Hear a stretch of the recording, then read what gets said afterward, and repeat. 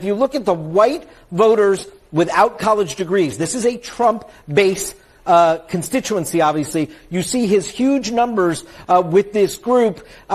You see that this is a trouble sign for Harris. She also, in a place like Georgia, is not doing well with white college-educated voters. She probably wants to make up some ground with white college-educated voters across these battlegrounds as well, Kate. We did great in 2016. We did much better in 2020. We got millions of more votes. But there has never been enthusiasm like we have now. I mean, I see it all over. There's never been anything like it. And I hear the polls are very close, and we have a little lead and a little. I just find it hard to believe because, first of all, they've been so bad. They've done such a bad job, but that's why the enthusiasm is so good, because they never had anything to compare it by. You know, I ran and I didn't have anything at all. I just was a successful businessman, and we did a good campaign. But the next time we had something special. We could talk about what we did, but we never could imagine we'd have borders where 20 million people have poured into our country. Yes, it is not looking good for Kamala campaign. A lot is going on. We recently saw how his family came out to endorse Trump, and Trump did not hold back. He is taking this advantage. We all saw what happened with Mary Trump, how the mainstream media took up 2 days to cover that. But in this case, you will not see them saying a word. Trump responded. According to this tweet, Trump responded to endorsement from Tim Walz's immediate family. Thank you very much, Jeff. It is a great honor to have your endorsement. I look forward to meeting you soon. She kept looking down, up. Nobody wants to cover it. I know all about notes. I mean, you know, it's all right if people know that, but she wasn't supposed to have notes. So she's asked a question. She looks down. She keeps on. She had notes. That means she knew that she knew what was happening. Did her campaign, when they said that they wanted to change the rules that they had agreed to, did they ask for notes? Did they ask for the? They wanted notes. They wanted to be seated, and they wanted your mic hot. And they wanted a desk. They didn't want to do. I said, you got to do a stand-up. After they already agreed to the other. Yeah, but they wanted a desk from the beginning. You know who else wanted a desk? Sleepy Joe, he wanted it back. All right, we got to take a break. More with President Trump. We are in Harrisburg. But they're very nasty, and I think a lot of people are going to be watching to see how nasty they are, how unfair they are. I agreed to do it because they wouldn't do any other network. The other thing is, her best friend is the head of the network. Her husband's best friend is married to the head of the network, and they're going to get the questions. I've already heard they're going to get the questions in advance. They even have Donna Brazile. Remember Donna Brazile? She gave Donna Brazile. She's the real beauty. Donna Brazile. She gave Hillary Clinton the questions. You remember that? And she works for ABC, and she's at the round table talking about the debate. So we're going to watch very closely. But you're not allowed to do it. We even have a clause in the contract. You can't give them the questions, but I'm not sure it's going to help her that much, though. I think you might give her the questions and give her the answers with the questions. I'm not sure it's going to help her. I don't know. Yeah, Kamala Harris at this point did not get what they thought they will have. After the DNC, they thought she will have a boom. She should be comfortable going into the election, knowing fully well that she will win. At this point, even the polls from the mainstream media, which we all know how they lie sometimes of a sample Democrat, is showing that she still have a problem. That interview, which on CNN, seeing Trump trashing her like she was really unknown. The first day I watched that interview, I had to question it because she was like this at a certain point. So seeing Trump saying like she had the questions is something I don't even want to argue. Now, looking at Kamala, they are in trouble. The campaign is in trouble. At first, when I go on Twitter, my news feed was full of her. Like today, everything, when I go on Twitter, it is Trump, Trump, Trump, Trump, Trump, Trump. She is not that getting the boom like they expected. Interviews, we have not seen her. That single interview alone did not hurt. And Vice President Kamala Harris begins debate camp to prepare in Pittsburgh tomorrow ahead of her first face-to-face matchup with Donald Trump next week. Mark Meredith is live at the White House. Hey, Mark. Lauren, Steve, Ainsley, and Brian, good morning. Friends, we are less than a week out for the first and potentially only presidential debate of these two candidates this cycle. And while they will be taking time to prepare right now, they're also reaching out to voters in swing states. Later today, Vice President Harris, she will be in New Hampshire talking about her economic plans for small businesses. Former President Trump, he'll be taking questions here on Fox.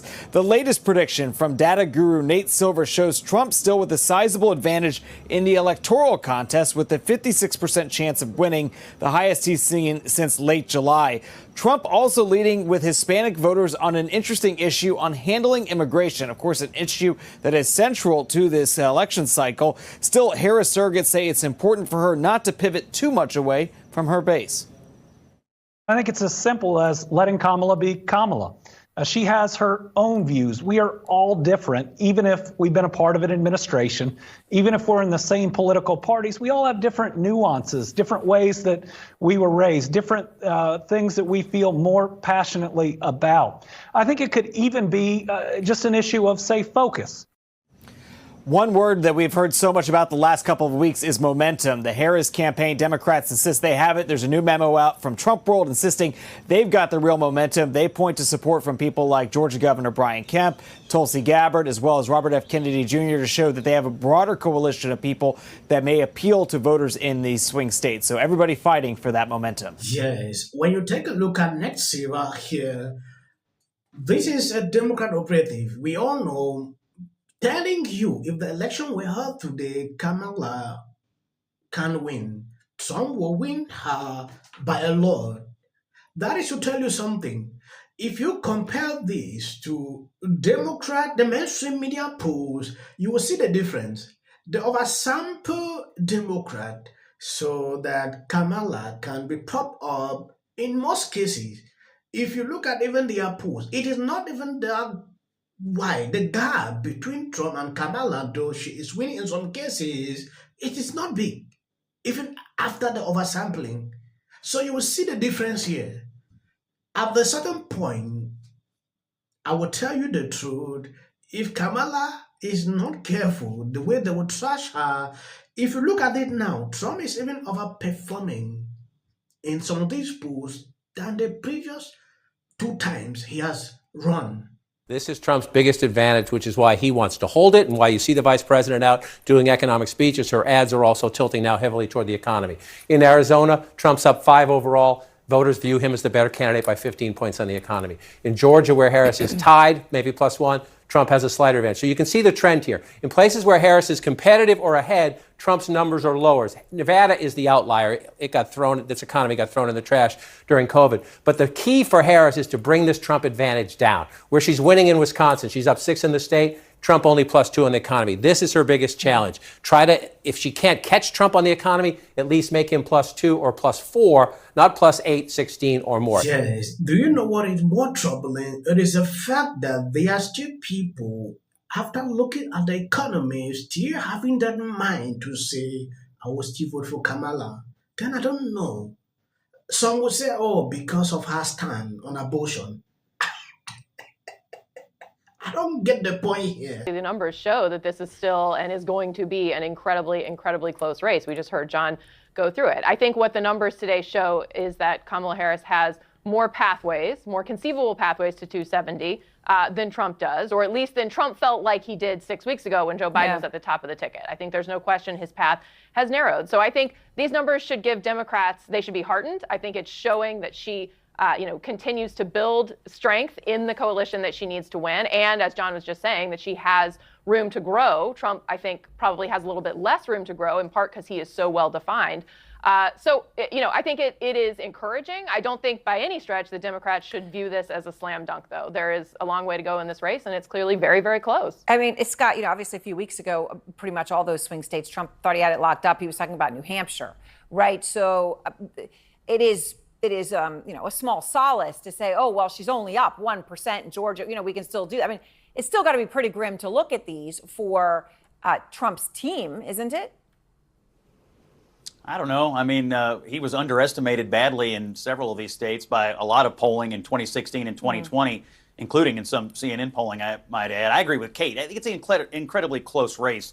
Either of these candidates could win any of these states we're talking about. And I also agree with John that the ticket to victory for the middle and for some of these male voters that they're competing for is really to talk about the economy. I had to chuckle a little bit today listening to her talk about her tax policy. I mean, she's like, see, Joe Biden's tax policy is only going to kill you as much as, Jason Voorhees. But I'm more like Mike Myers. See, isn't that better? No, it's not better. They're both scary as hell. And either way, you're going to be dead. And so I think she's going to have to come up with something a little better than I'm going to raise your taxes a little less than Joe Biden is if she wants to do economic competition here on the capital gains specifically. Trump. On the main time, it was As a result of this. It does not need to be like this. This is silly. About Barack Obama when it comes to theme here at the DNC is that they're going to go after corporate gouging. What's your favorite policy of Kamala's? her being president. And if the pace plays... leaving. A speech from Michelle Obama that I have to say is one of the best gun-toting Abby, we were talking. Trump or Kamala? Trump. Damn Kamala. Kamala Harris is in office right now and has not tried to do anything about the border, has not tried to not tax people on tips. For some people, it's already started. But when you disrespect Kamala Harris... They say the economy's great. Just look at the jobs numbers.